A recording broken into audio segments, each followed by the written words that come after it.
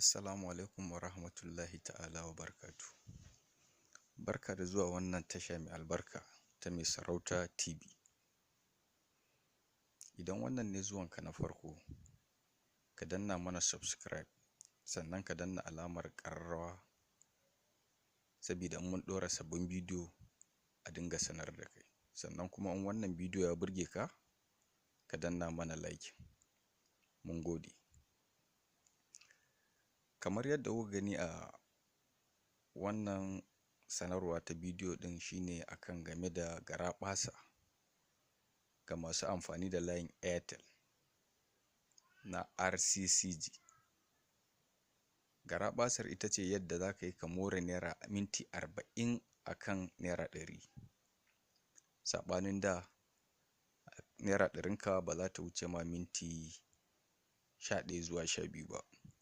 To yanzu ga wata dama ta samu yadda za ka iya maida ita ta koma har tsawon minti 40 kana more ta. To ta yaya za ka bi wannan hanyar? Ga nan hanyar kamar yadda za mu muku bayani.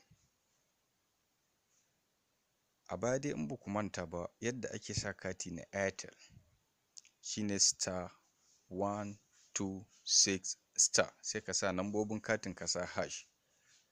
Sannan namban katin naka zai shiga. To wannan tsarin da za ka yi ka more minti 40, to ba haka za ka sa katin ba.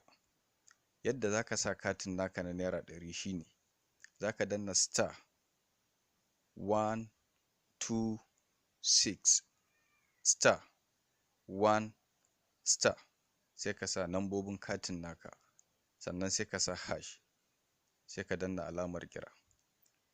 To in katin ya shiga, insha Allahu za ka more minti 40.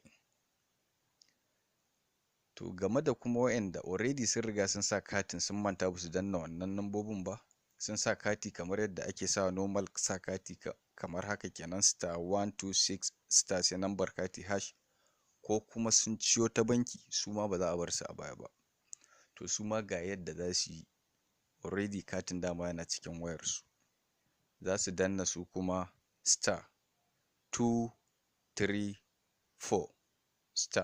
sai su sa naira 100, sai su sa hash su danna. Su ma ba za a yi ba su ba. In kuma katin naka ya fi naira 100, za ka sa yawan kuɗin da kake so ka yi. In 200 ne, wajen 100 *234*100#, shi kuma sai ka sa adadin yadda kake so. Wannan garaɓasa ta masu aiki ne da layin Airtel kaɗai. Mun gode. Muna muku maraba, sannan kuma a more lafiya.